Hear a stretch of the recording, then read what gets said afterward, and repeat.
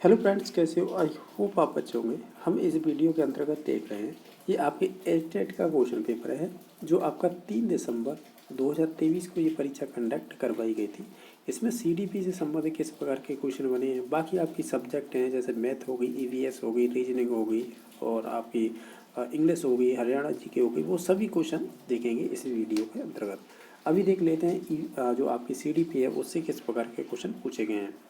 जैसा कि आप स्क्रीन पर देख पा रहे होंगे, ये पहला क्वेश्चन पूछा है इस प्रकार कि निम्नलिखित में से कौन सा कथन अधिगम के संबंध में सही नहीं है।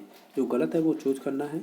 आप ऑप्शन सभी को देखेंगे, जैसे कि कुछ एक्स्ट्रा जानकारी होगी तो वो भी देखते चलेंगे। इसमें से हमें पूछा था अधिगम के बारे में, जो गलत है स्टेटमेंट वो चूज करना है। पहला कथन कह रहा है कि अधिगम अभ्यास द्वारा व्यवहार में परिवर्तन है। ये स्टेटमेंट सही है, और जब अधिगम की आप विशेषताएं पढ़ते हैं तो उसके अंतर्गत आता है ये, ठीक है। सेकंड आपका कथन है कि अधिगम अनुभवों के परिणाम स्वरूप होता है। ये भी बात सही है। थर्ड ऑप्शन है अधिगम व्यवहार में अपेक्षाकृत स्थायी परिवर्तन करता है, और ये भी बात सही है। तो हम कहेंगे ऑप्शन नंबर 4 गलत हो जाएगा। यानी ये कह रहा था अधिगम परिपक्वता के कारण व्यवहार में परिवर्तन होता है, तो ये कहना गलत है, क्योंकि आपकी जो मैच्योरिटी होती है वो ऑटोनोमस प्रोसेस होती है। यानी आप ऐसे कह सकते हो ये आपकी जन्मजात होती है, ठीक है। तो ये जन्मजात होती है, तो इससे होता क्या है, और हालांकि देखा जाए जो चीज़ें जन्मजात होती हैं निश्चित तौर से वो डायरेक्टली आपके व्यवहार से संबंधित नहीं मानी जाएंगी। व्यवहार है मोस्टली हम जो भी चीज़ें अपने वातावरण से अर्जित करते हैं उन्हीं को आधार दिया जाता है। तो हम कहेंगे मैच्योरिटी है वो आपकी जीवन पर्याप्त नहीं चलती है, जब तक शरीर का डेवलपमेंट होता है तभी तक होती है, यानी कि इसकी निश्चित अवधि होती है। साथ ही साथ आप ये भी ध्यान रख सकते हैं ये जन्मजात होती है, ठीक है। और हम कहेंगे ये आपके शारीरिक गुणों से ज़्यादा संबंधित होती है। और आप ऐसे कह सकते हैं इसमें, जैसे हम जब ये कह रहे हैं कि ये जन्मजात होती है तो ये वंशानुक्रम पर आधारित होती है, यानी हेरेडिटी पे, और निश्चित समय तक इसका डेवलपमेंट होता है, किसका, मैच्योरिटी का। साथ ही साथ ये भी ध्यान रख सकते हैं, इसके एग्जाम्पल हम दे सकते हैं। मैच्योरिटी का मतलब ये है जैसे कि बच्चों का घुटनों के बल पर चलना होता है, फिर चलेंगे तो फिर साथ ही साथ वो खड़े भी हो जाएंगे और फिर चलने लगते हैं। इस प्रकार का ये सभी आपकी मैच्योरिटी से संबंधित विशेषता होती है। तो इसका ऑप्शन नंबर 4 सही हो जाएगा। क्वेश्चन नंबर सेकंड है, जैसा देख पा रहे होंगे, इसमें आपसे सेकंड क्वेश्चन नंबर में ये पूछा था कि इसमें से बताइएगा, यानी निम्नलिखित में से कौन सा कथन है जो सीखने की विराम विधि के महत्व को इंगित नहीं करता है। हालांकि इस प्रकार के क्वेश्चन बहुत कम बनते हैं, लेकिन फिर भी ये पूछा है कि विराम विधि को महत्व को कौन है इंगित नहीं करता है। जो कथन गलत है वो चूज करना है। तो देखो, आप सभी कथनों को पढ़ के देखिएगा। सीखने में थकान नहीं होती है, यानी सीखने में थकान नहीं होती है, ये स्टेटमेंट तो सही हो जाएगा क्योंकि विराम विधि के अंतर्गत। दूसरा है कि स्मृति चिन्ह समेकित नहीं होते हैं, ये कहना गलत है, इसमें समेकित होते हैं। यानी आप कह सकते हैं कि इसमें जो आपके मेमोरी के ट्रेस हैं वो सभी आपके कंसोलिडेट किए जाते हैं, जबकि ये कह रहा है नहीं किए जाते, ठीक है। तो ऑप्शन नंबर इसका 2 सही हो जाएगा। उसके अलावा है सीखने में रहती है, ये बात सही है, यानी जो आपका 3 नंबर ऑप्शन है। बाकी मानसिक उबता नहीं होती है, ये भी कथन सही है। हमें केवल वो चूज करना था जो विराम विधि के महत्व को इंगित नहीं करता है, तो वो ऑप्शन नंबर 3 सही हो जाएगा। नेक्स्ट क्वेश्चन नंबर है, इसमें 3 नंबर क्वेश्चन है कि शिक्षक का निम्नलिखित में से कौन सा कार्य है जो सृजनशील बच्चों की क्षमता को अवरुद्ध करता है, यानी उसे रोकता है। आपको वो बताना है ऐसा कौन सा कार्य है शिक्षक का। हालांकि देखा जाए इन 4 ऑप्शनों को आप जब जो क्रिएटिविटी पढ़ते हैं या सृजनात्मकता बच्चों की विशेषता पढ़ते हैं तो वहाँ पे डाइवर्जेंट थिंकिंग की बात की जाती है, और यहाँ पर उसे कह रहा है कि एनकरेज किया जाता है, तो ये बात सही है। सेकंड है दूसरों के व्यवहार की अनुरूपता, यानी दूसरों के अनुकूल चल रहे हैं आप, तो ये इसमें फिर आपकी जो क्रिएटिविटी है या डाइवर्जेंट थिंकिंग है या आउट ऑफ बॉक्स आप सोच सकते हैं, वो चीज़ें दब जाएंगी। तो हम कहेंगे ये वाला कथन है ये गलत हो जाएगा। हमें यही पूछा ना कौन अवरुद्ध करता है, वो 2 नंबर ऑप्शन हो जाएगा। बाकी 3 नंबर ऑप्शन है विचारों की अभिव्यक्ति की स्वतंत्रता, निश्चित तौर से ये आपके सृजनशील बालक की ये विशेषता हो जाएगी। नव प्रवर्तन के लिए प्रेरणा करना, जो भी आप इनोवेशन करते हैं नए नए, तो निश्चित तौर से उसे मोटिवेट करना, ये बात सभी सही है, लेकिन 2 नंबर ऑप्शन है वो गलत हो जाएगा। क्वेश्चन नंबर तीसरा है, इसमें पूछा है, इस प्रकार के भी क्वेश्चन बार बार पूछे जाते हैं कि निम्नलिखित में से कौन सा कथन है जो अर्जित प्रेरकों की सही व्याख्या नहीं करता है। आप इन सभी ऑप्शनों को ध्यान से पढ़िएगा, इन विशेषताओं से फिर अगली बार भी इसी प्रकार के क्वेश्चन पूछे जाते हैं। पहला ऑप्शन दे रखा है कि वे जन्मजात नहीं होते, ये बात सही है। दूसरा है वे सार्वभौमिक यूनिवर्सल यूनिवर्सल, तो ये सार्वभौमिक नहीं होते हैं। क्यों नहीं होते हैं? क्योंकि जो भी चीज़ हम अर्जित करते हैं ना वो वातावरण से करते हैं, तो फिर ये सार्वभौमिक नहीं हो सकती, ये वातावरण के अनुकूलित बदलती रहती हैं। बाकी 3 नंबर ऑप्शन है, ये जीवित रहने के लिए आवश्यक नहीं है, जबकि हाँ ये बात सही है। ज़रूरी नहीं है कि जो आप अर्जित प्रेरक जो भी यूज कर रहे हैं या ज़िंदगी से संबंधित जो भी चीज़ें हैं वो जीवित रहने के लिए आवश्यक है, ये ज़रूरी नहीं है। ठीक है, तो ये है वे अधिगम को प्रभावित करती है, ये भी बात सही है। वे जन्मजात नहीं होते, ये हमने स्टेटमेंट पहला देख लिया था। इस प्रकार है, हम कहेंगे 2 नंबर ऑप्शन है ना, इसका राइट आंसर हो जाएगा। ये जन्मजात नहीं होते हैं, ये ध्यान सॉरी जन्मजात तो नहीं होते हैं, ये बात सही है, लेकिन वे सार्वभौमिक नहीं होते। ठीक है, ये कह रहा है सार्वभौमिक होते हैं, जबकि ये सार्वभौमिक नहीं होते हैं। ठीक है, तो ऑप्शन नंबर इसका 2 सही हो जाएगा। क्वेश्चन नंबर नेक्स्ट है, इसमें पूछा है 5 नंबर क्वेश्चन में, किसी कार्य को या किसी कार्य का संतोषजनक प्रभाव उस कार्य के लिए सीखने को प्रभावित करता है। सीखने का यह नियम किससे संबंधित है या किसने प्रतिपादित किया था? जब भी आप सीखने के नियम की बात करेंगे तो निश्चित तौर से आप वहाँ पर थॉर्नडाइक का नाम लेंगे। थॉर्नडाइक ने हालांकि देखा जाए अपना सिद्धांत दिया था ऐसा थ्योरी, तो उसमें उन्होंने ये बात कही थी कि उन्होंने 3 नियम तो मुख्य दे दिए थे, ठीक है, और 5 नियम गौड़ दे दिए थे। 3 नियम जो मुख्य थे वो इम्पोर्टेंट हैं, जिन्हें हम PTA बोलते हैं। P के मतलब प्रभाव का नियम, T से तत्परता का नियम और E से अभ्यास का नियम। जो आपका प्रभाव का नियम है ना, इसे लॉ ऑफ इफेक्ट बोलते हैं इंग्लिश में। तो इनमें क्या होता है, लॉ ऑफ इफेक्ट में इसी में आपका संतोष असंतोष का नियम आता है। ये 2 प्रकार का होता है, संतोष और असंतोष। यानी जिससे आपको सेटिस्फैक्शन हो जाए तो निश्चित तौर से आप उस अनुक्रिया को दोहराएंगे तो निश्चित तौर से आपको सफलता मिल रही है, जब तो आप उसी चीज़ को दोहराएं। अगर आपको असफलता मिलेगी तो निश्चित तौर से आप डिमोटिवेट हो जाएंगे, उस कार्य को करेंगे नहीं। तो यही कह रहा था कि किसी कार्य को संतोषजनक प्रभाव उस कार्य को सीखने में प्रभावित करता है, तो फिर ये प्रभाव का नियम ही होता है, और जो किससे संबंधित है, आपके थॉर्नडाइक से। ठीक है, बाकी पावलर है, जिन्होंने तो कुत्ते की पेरोटिड्स ग्लैंड पर प्रयोग किए थे। इन्होंने कंडीशनल रेस्पॉन्स थ्योरी दी थी, जैसे आप शास्त्रीय अनुबंधन का सिद्धांत कहते हैं। स्किनर ने RS थ्योरी दी थी।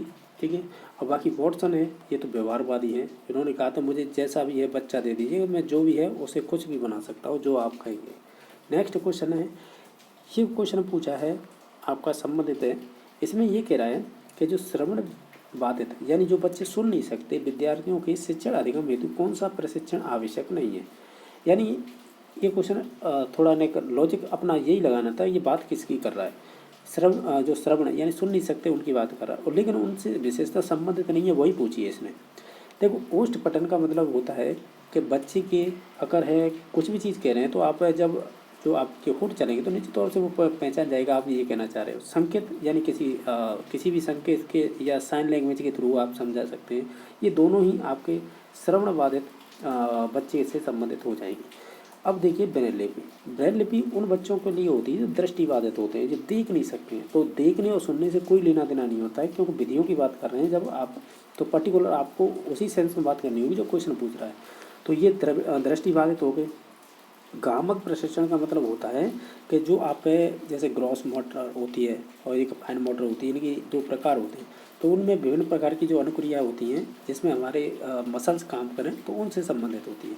तो ये दोनों ही आपके श्रवण बाधित विद्यार्थियों से संबंधित नहीं है, यही क्वेश्चन पूछा है।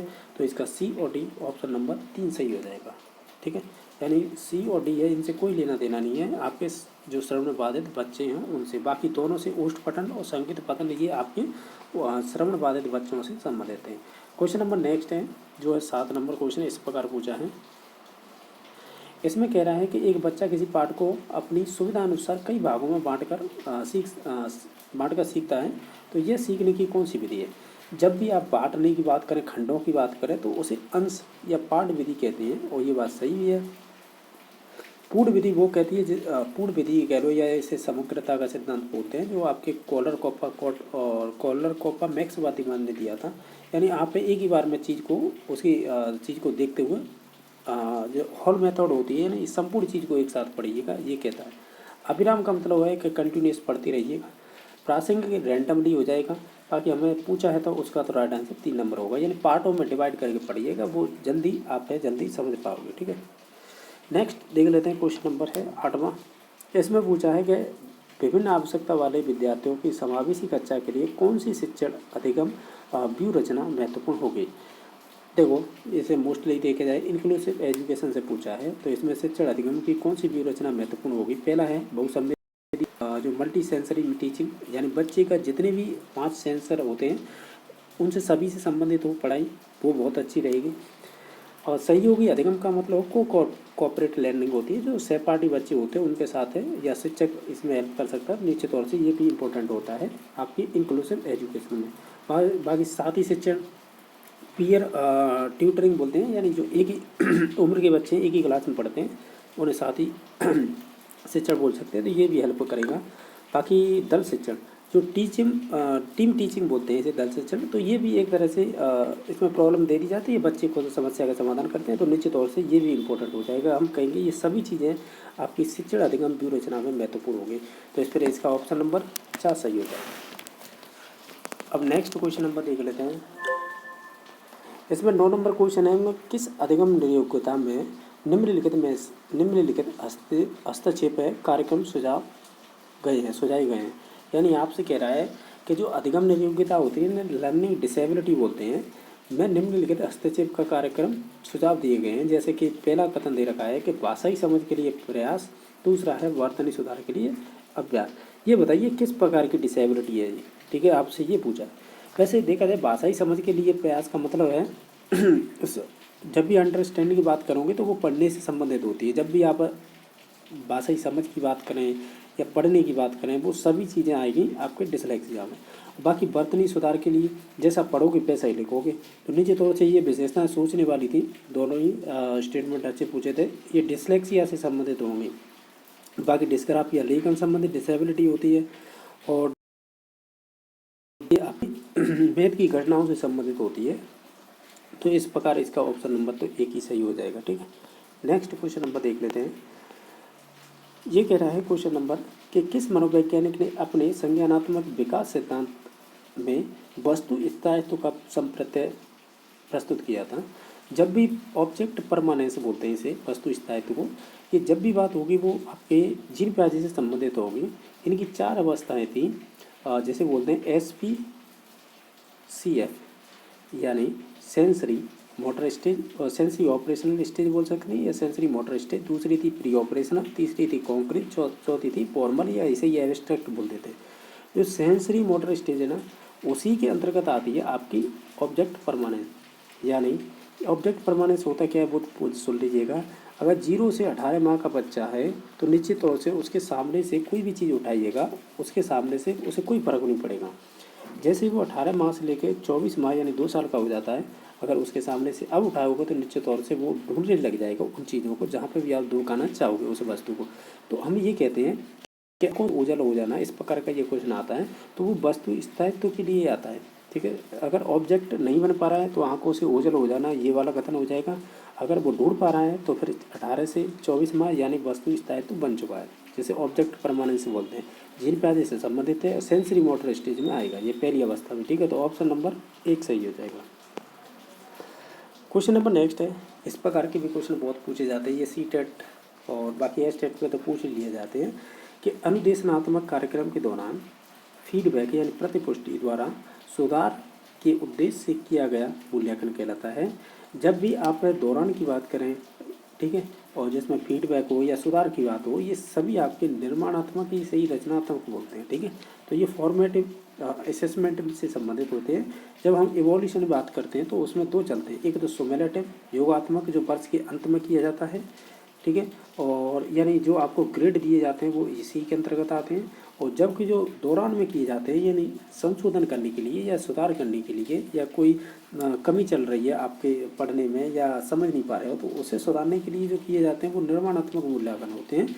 तो इस प्रकार ये क्वेश्चन बना था, तो 4 नंबर ऑप्शन सही हो जाएगा। क्वेश्चन नंबर 4 है कि निम्नलिखित में से कौन सा एक बाह्य अभिप्रेरक नहीं है। यानी आपसे ये पूछ रहा है इसमें से बाह्य अभिप्रेरक नहीं है, अभिप्रेरक को ही आप है इसमें क्या कह रहा है, इसमें इंग्लिश में कह रहा है एक्सट्रिंग्स। यानी एक तो होते हैं इनबॉर्न, एक होते हैं एक्सट्रिंग।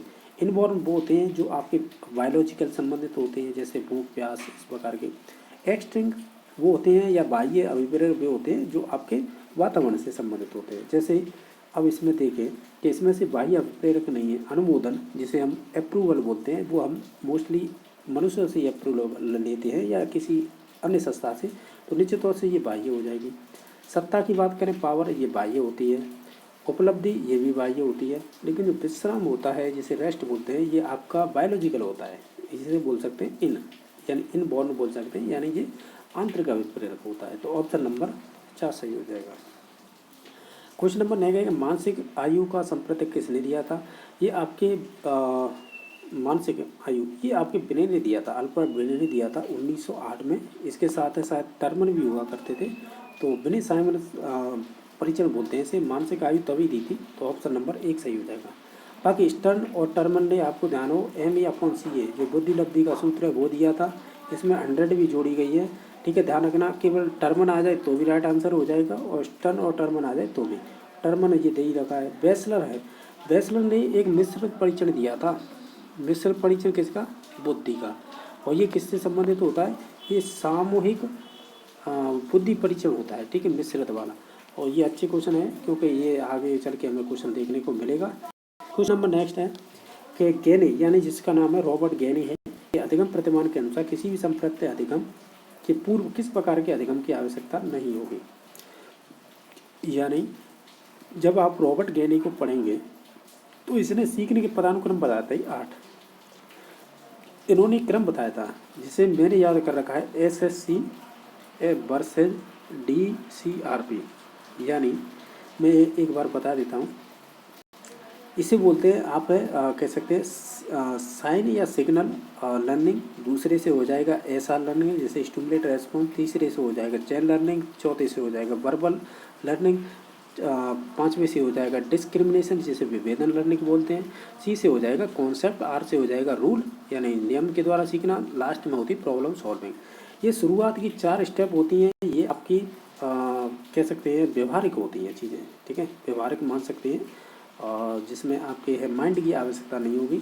बाकी या फिजिकल बोल सकते हैं। और बाकी जो लास्ट की 4 होती हैं, ये होती हैं आपके संज्ञानात्मक, यानी दिमाग से संबंधित, यानी मानसिक रूप से बोल सकते हैं। इसमें शुरुआत का स्टेप होता है वो निम्न स्तर होता है, और जो लास्ट का होता है वो उच्चतम होता है। हालांकि इन सभी स्टेपों में देखें तो यहाँ पे हमसे बात कही गई है कि जो आपका C नंबर है ना, जो संप्रत्यय अधिगम के पूर्व, देखो संप्रत्यय यानी कॉन्सेप्ट है, कॉन्सेप्ट अधिगम के पूर्व किस प्रकार के अधिगम की आवश्यकता नहीं होगी।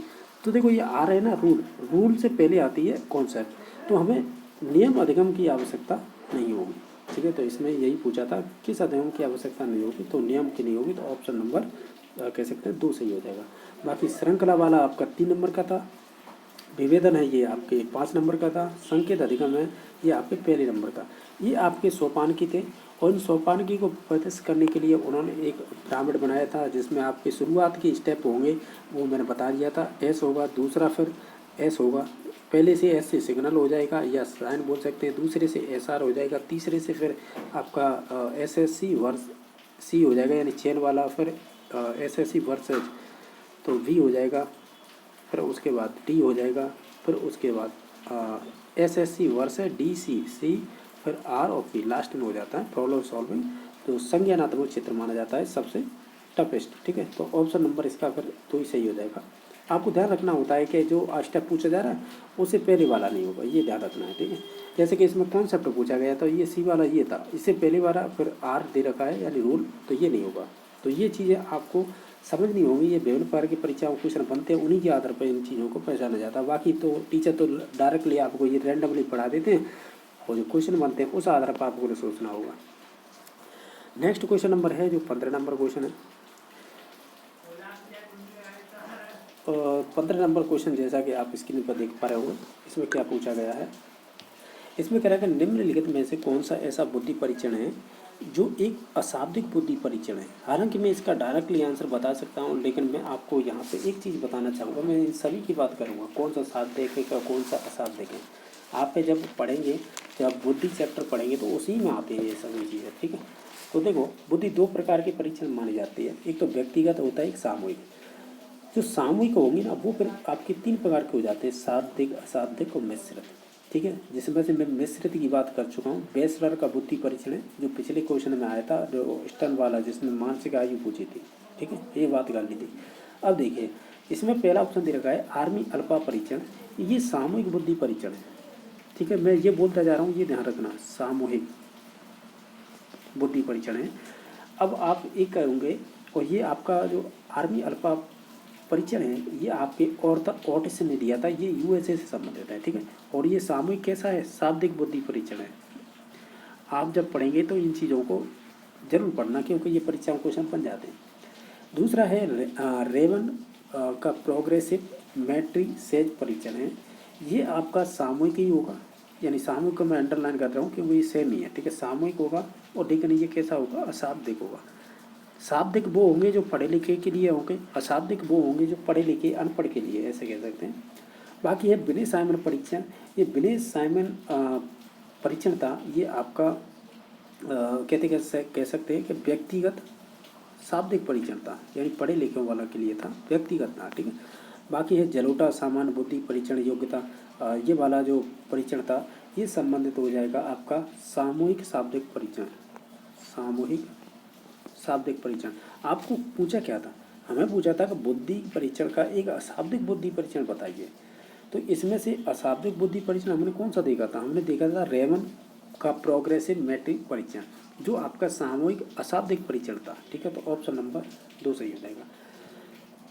ध्यान रखना है, देखो मैं आपको, अगर आपने ऑलरेडी पढ़ रखा है तो अच्छी बात है, नहीं तो आपको बुद्धि परीक्षण के व्यक्तिगत वाले कौन से हैं बुद्धि परीक्षण और सामूहिक वाले कौन से हैं। सामूहिक में भी ये भी चलता है कि शाब्दिक कौन सा है, अशाब्दिक कौन सा है और आपका मिश्र कौन सा है।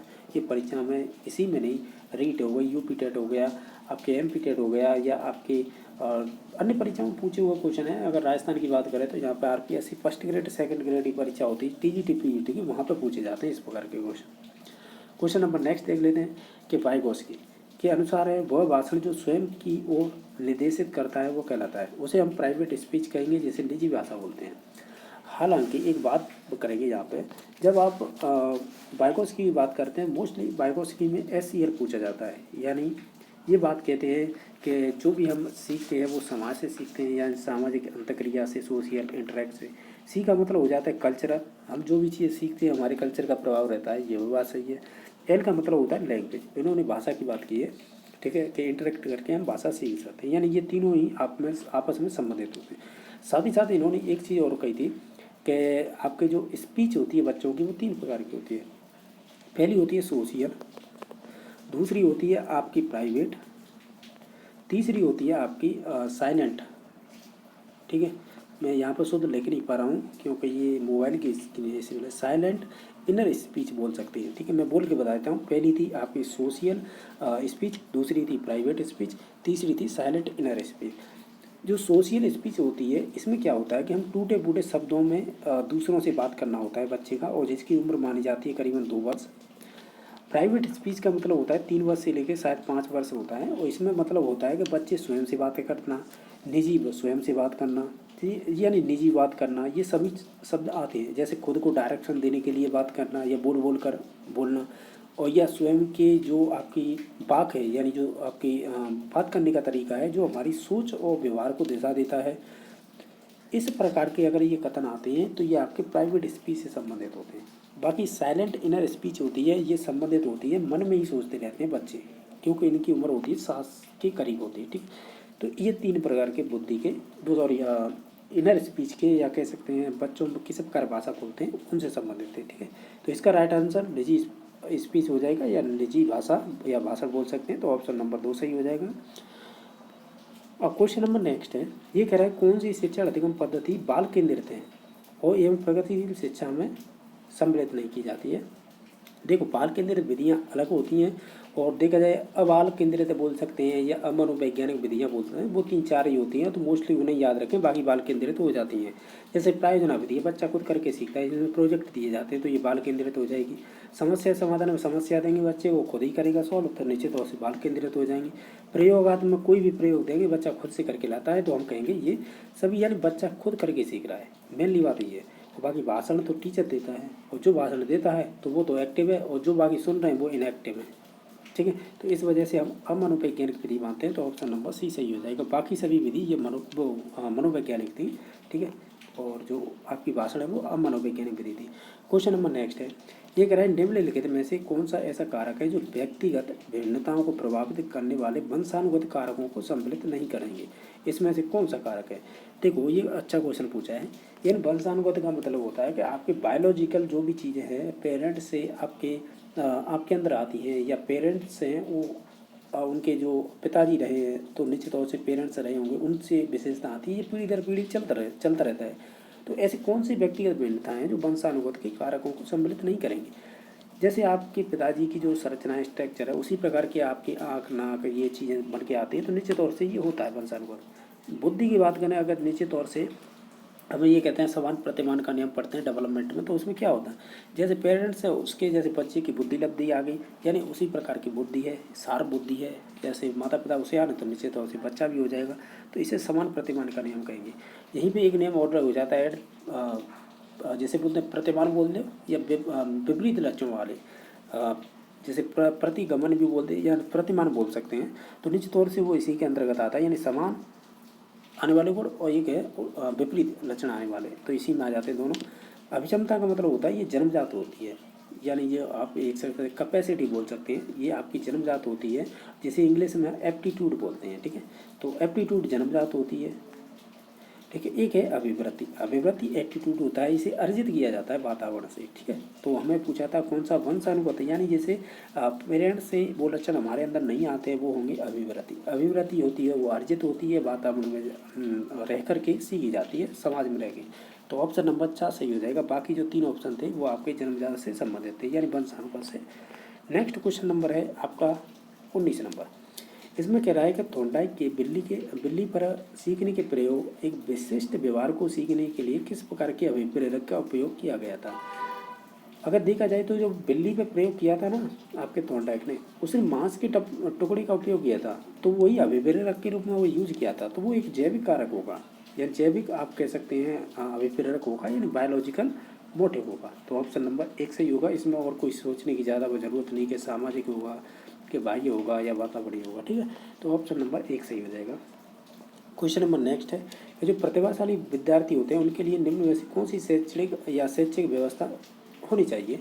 तो निश्चित तौर से उन्हें एसिलेशन बोलते हैं, जिसे त्वरण, यानी आप उन्हें त्वरित गति से सिखा सकते हैं कुछ भी चीज़, और वो सीख भी जाते हैं क्योंकि उनमें इतनी प्रतिभाशाली बुद्धि की तब्दी होती है। तो निश्चित तौर से इन चीज़ों को, जैसे कि उन्हें क्लास जंप करवाना, ठीक है, और नई एनरिचमेंट प्रोग्राम चलाना, वो सभी इन्हीं के अंतर्गत आ जाते हैं प्रतिभाशाली बालकों से संबंधित। भाई उपचारात्मक शिक्षण है ये तो नहीं, वाचन अभ्यास ये भी नहीं, वाक उपचार ये भी नहीं। तो ऑप्शन नंबर 1 सही हो जाएगा। क्वेश्चन नंबर नेक्स्ट है।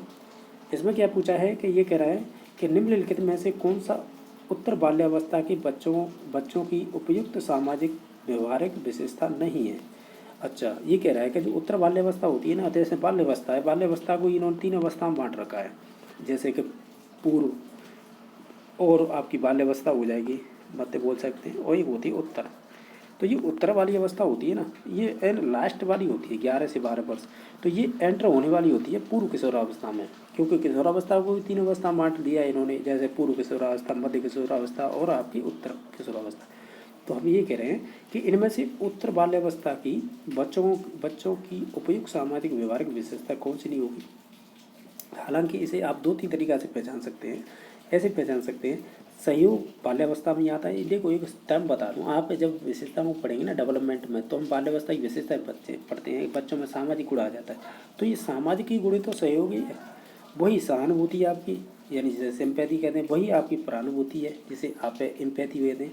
अहम केंद्रता है ना, ये तो आपकी संबंधित होती है चीन प्याजे के दूसरे नंबर की अवस्था आती है, जैसे प्री ऑपरेशनल स्टेज बोलते हैं। ये 2 से 7 वर्ष की उम्र होती है ना, उसकी एक विशेषता है ये तो अहम केंद्रता, ठीक है। यानी बच्चे हैं दूसरों के नज़रिए सोच, उनमें कोई मतलब ये है कि उनकी इग्नोर करता है उन चीज़ों को, ठीक है। जो वो कहता है वो सही है, बाकी सब गलत है, ठीक है। तो ऑप्शन नंबर इसका 4 सही हो जाएगा। बाकी ये तीनों विशेषताएं बाल्यावस्था की थी। क्वेश्चन नंबर आपका 22वां, इसमें कह रहा है निम्नलिखित में से कौन सा एक निबंधात्मक प्रकार के प्रश्नों का एक रूप नहीं है? तो देखो जब आप देखो ये चीज़ें जब आप परीक्षण पढ़ेंगे ना, उपलब्धि परीक्षण हो गया या निदानात्मक परीक्षण होगा, उसके साथ हम मूल्यांकन भी पढ़ते हैं। तो वहाँ पे आप देखेंगे एक तो वस्तुनिष्ठ प्रकार के प्रश्न होते हैं, उन्हें 2 भागों में बांटा गया है। उसी प्रकार पूरा आगे चल के उन्हें 4 भागों में बांटा गया है। ये चीज़ें पढ़ने की होती हैं, ठीक है। तो हमें ये बताने के जो निबंधात्मक परीक्षा होती है उनमें के प्रकार क्या क्या होते हैं। एक तो वर्णनात्मक परीक्षा होती है, जिसे आप डेस्क्रिप्टिव बोलते हैं। विश्लेषणात्मक होती है, एनालिटिकल क्वेश्चन होती है। इसी में आपके आलोचनात्मक क्वेश्चन आते हैं, जिसे आप क्रिटिकल बोल सकते हैं। लेकिन जो प्रत्याविज्ञानात्मक है ना, ये वस्तुनिष्ठ का एक प्रकार है, ठीक है, ये ध्यान रखना। और जबकि हमें क्वेश्चन निबंधात्मक का पूछा था कि इसमें से निबंधात्मक प्रश्नों का एक प्रकार नहीं है, तो वो ऑप्शन नंबर सी सही हो जाएगा। प्रत्याविज्ञानात्मक ये वस्तुनिष्ठ के प्रकार होते हैं। वस्तुनिष्ठ में 2 प्रकार के आते हैं, एक तो होते हैं प्रत्याविज्ञानात्मक, एक होते हैं प्रत्यास्मरण वाले। प्रत्यास्मरण को रिकॉल बोलते हैं वाले क्वेश्चन, और रिकॉग्नाइजेशन या जिसे हम प्रत्याविज्ञान बोलते हैं, इसमें आते हैं आपके जैसे रिक्तस्थान तो नहीं, मैच वाले आएंगे, और आपके मैच वाले यानी मैच करने वाले, मिलाने वाले, और साथ ही मल्टीपल चॉइस क्वेश्चन आ जाएंगे, ठीक है, और सादृश्य वाले आ जाएंगे, ठीक है, और भी प्रकार होते हैं वो आ जाएंगे, ठीक है। तो ये आपके वस्तुनिष्ठ से संबंधित हो जाएगा, ऑप्शन नंबर सी या 3 नंबर। बाकी सब ये निबंधात्मक से संबंधित है। क्वेश्चन नंबर नेक्स्ट है कि पावलर के या पेवलर को पावलर भी बोलते हैं, यहाँ पर पेवलर लिख दिया है कि अधिगम सिद्धांत का आधार किस प्रकार की सीखना है। हमेशा ध्यान रखना, जब भी पावलर आए आप तो सी आर ध्यान रखना, इसे बोलते हैं कंडीशन रेस्पॉन्स। यानी उन्होंने हमेशा शास्त्रीय अनुबंधन की बात की है, कंडीशन की बात की है, यानी किसी के साथ किसी का अनुबंध कर देते हैं तो निश्चित तौर से अनुक्रिया उसी के हिसाब से होने लग जाती है। जैसे कुत्ते की पैरोटिड ग्लैंड पर जब उन्होंने प्रयोग किए थे, हालांकि प्रयोग तो कुछ और पर कर रहे थे, उन्होंने तो ये खोज दिया था, इसी के लिए उन्हें नोबेल भी मिल गया था। लेकिन ध्यान रखना है, जब पैरोटिड ग्लैंड पर वो प्रयोग कर रहे थे तो उन्होंने क्या किया था कि मांस के टुकड़े के साथ घंटी की आवाज़ दी, तो ये निश्चित तौर से वो एक अनुबंधित अनुक्रिया करवा ली थी। उन्होंने कह सकते हैं एक उद्दीपक अलग से भोजन के साथ ऐड कर दिया, उसे बोलते हैं कंडीशन, यानी अनुबंधित करना। तो ये सी आर थोड़ी अनुबंधित से संबंधित हो जाएगी, तो ऑप्शन नंबर बी सही हो जाएगा। क्वेश्चन नंबर नेक्स्ट है कि समीपस्थ विकास का क्षेत्र, इसे ZPD बोलते हैं, जोन ऑफ प्रॉक्सिमल डेवलपमेंट। ये आपके वाइगोस्की से संबंधित है। वाइगोस्की से संबंधित तो हमने और भी बात कर ली थी ऊपर क्वेश्चनों में, आपको मालूम होगा। बाकी एरिक्सन ने मनोसामाजिक सिद्धांत दिया था, कोलबर्ग ने मॉडल थ्योरी दी थी, जिसे आप बोलते हैं नैतिक विकास सिद्धांत। जीन पियाजे ने आपका संज्ञानात्मक सिद्धांत दिया था, जिसे आप कॉग्निटिव डेवलपमेंट थ्योरी बोलते हैं। क्वेश्चन नंबर 25 है, कौन सा कारक है जो अधिगम को नकारात्मक रूप से कह सकते हैं प्रभावित करेगा। इसमें से आप देखिएगा, इसमें नकारात्मक रूप से प्रभावित करेगा वो ऑप्शन चूज करना है। तो आप देखिएगा, जैसे कि अभ्यास, तो ये तो पॉजिटिव बात है। इच्छा शक्ति, ये भी पॉजिटिव, मोटिवेशन पॉजिटिव है। जो थकान है वो हो जाएगी नेगेटिव, तो ऑप्शन नंबर 4 सही हो जाएगा। क्वेश्चन नंबर नेक्स्ट है कि जब एक बच्चे को नैतिक विकास एक अच्छा लड़का या अच्छी लड़की घोषित करने की इच्छा पर आधारित होता है, तो इसे नैतिकता का संबंध कहेंगे। ये ध्यान रखना, जब आप इस थ्योरी को देखेंगे यानी स्टेटमेंट को, ये संबंधित है आपके कोलबर्ग से, लॉरेंस कोलबर्ग से। उन्होंने दिया था नैतिक विकास सिद्धांत। उन्होंने 3 लेवल बताए थे, जैसे लेवल 1, लेवल 2, लेवल 3। इनको फिर भी 2-2 उप अवस्थाओं में बांटा गया था, 1-2 नंबर की। फिर लेवल 2 में फिर 2 अवस्थाएं, जिसे 3 और 4 नंबर की बोलते हैं। इसी प्रकार लेवल 3 है, इसको 5 और 6 नंबर की अवस्था बोलते हैं। जो 2 नंबर का लेवल होता है ना, उसमें आता है आपका एक्सचेंज का, यानी जिसमें गुड गर्ल और नाइस बॉय होता है।